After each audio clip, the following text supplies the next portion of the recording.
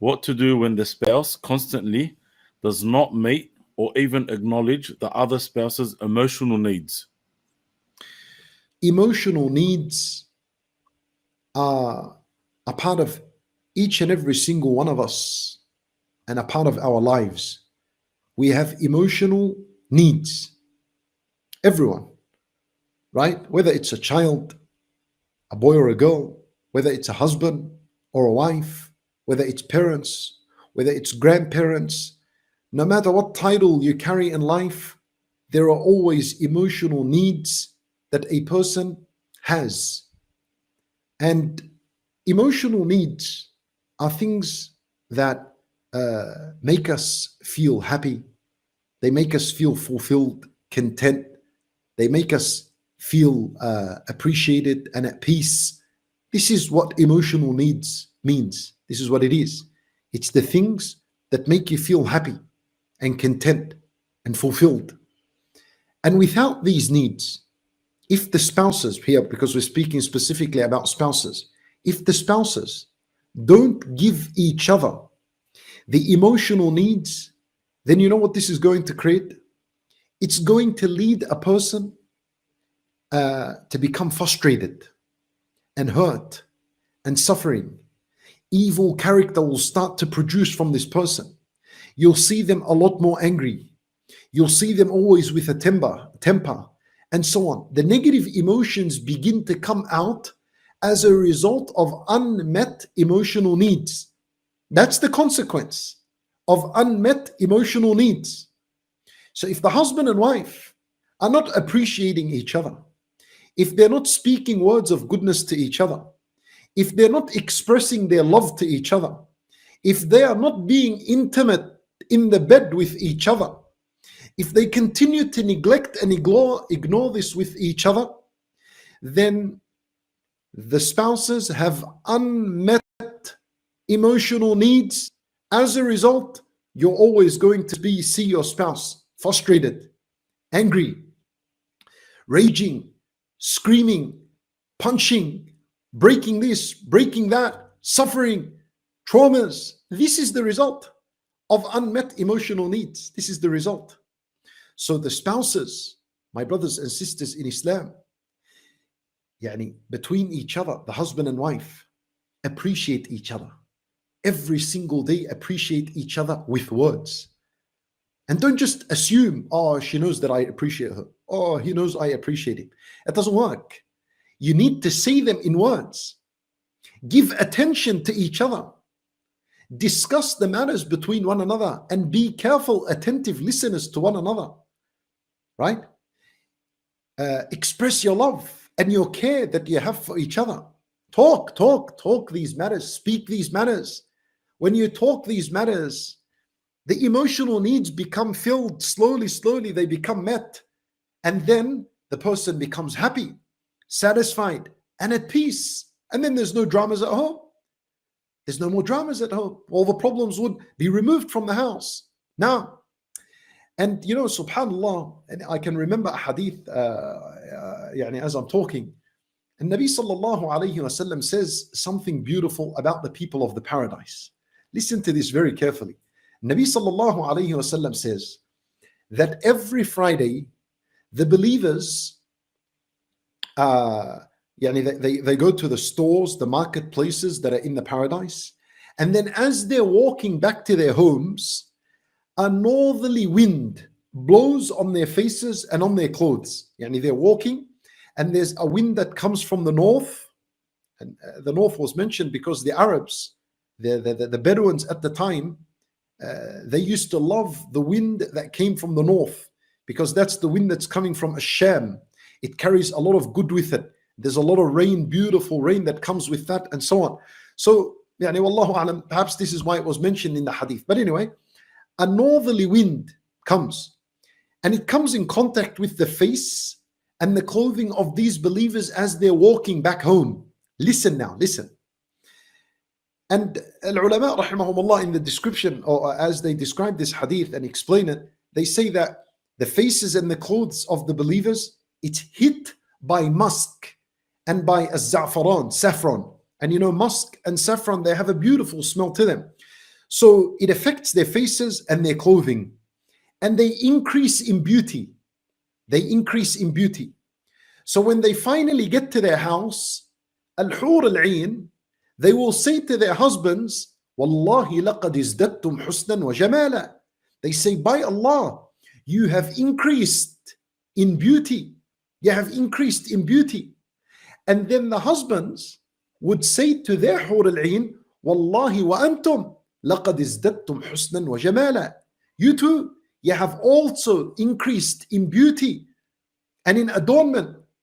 Yani, this is a quality of the people of the paradise, that they say to each other, to their spouse, you are beautiful. This is the man in the paradise, the believer, looking at his hur al-ain, his wife, and he's saying to her, you are beautiful. And the wife saying to the husband, as soon as he comes to the house in the paradise, you are beautiful. For this is a quality of believers in the paradise. So don't shy away from these words. Don't be stingy when it comes to emotions. Wallahi, emotional stinginess is worse than financial stinginess. You know, a person thinks that he might be harming his wife if he did not spend dollars on her. Worse than this is emotional stinginess. So say these words to each other, appreciate each other, express the love and the care and the concern you have for one another.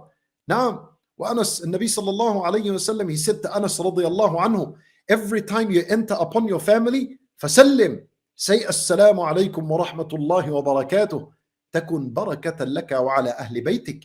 It would be a source of blessing for you and your family.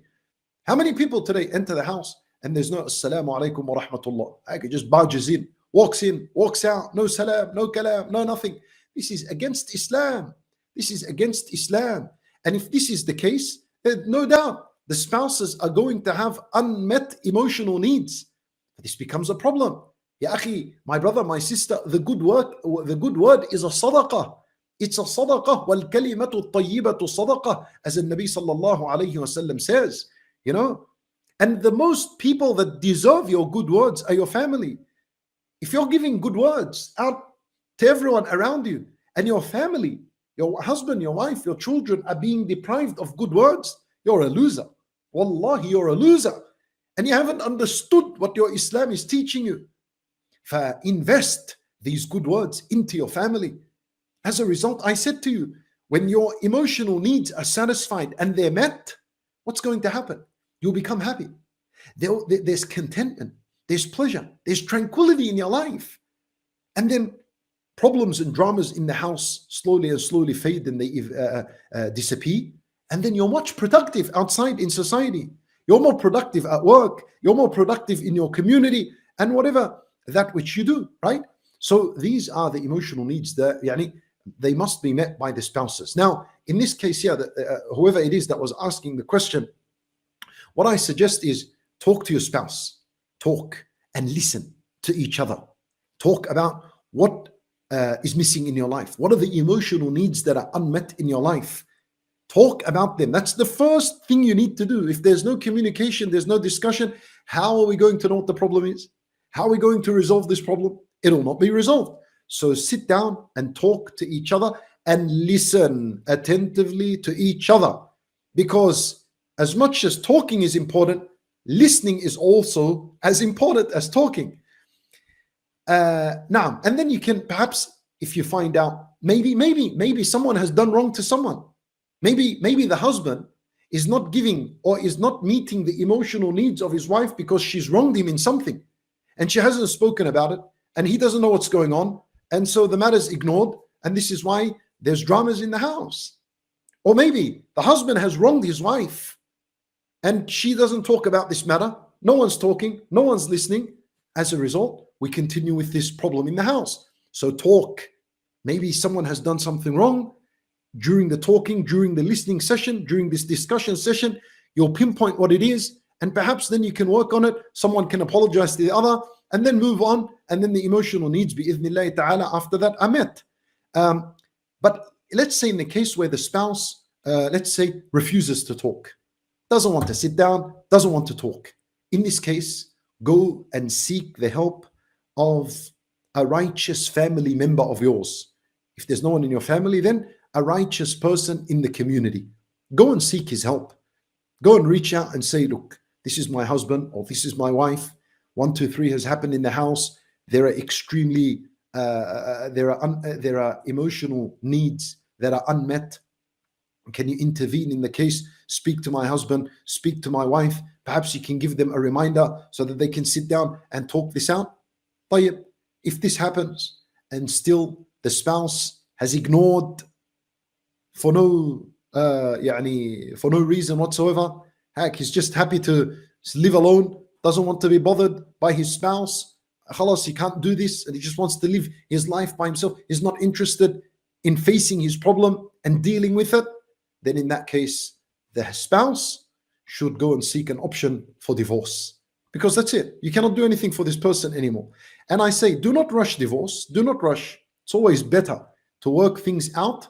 But if things are not working out, and if you exhausted your efforts and every means to make this work, and still nothing is happening, he's still ignoring you emotionally, doesn't appreciate you, doesn't express his love to you, doesn't give you the intimacy in the bed, because these are all part of the emotional needs, then khalas, if he doesn't want to work it, and he doesn't want to sit down and talk through it, doesn't want to get, and is not interested to speak to someone that is learned and knowledgeable, or a marriage counselor, or someone that could have intervened and helped him through his case, he's not interested, and if you have no other option but to divorce now, then divorce him or divorce her and go and find someone that will give you your emotional needs, that can meet those emotional needs, someone that will appreciate you, someone that will look after you, someone that will give you the rights of intimacy, and the many matters that are entailed with the emotional needs. Wallahu alam.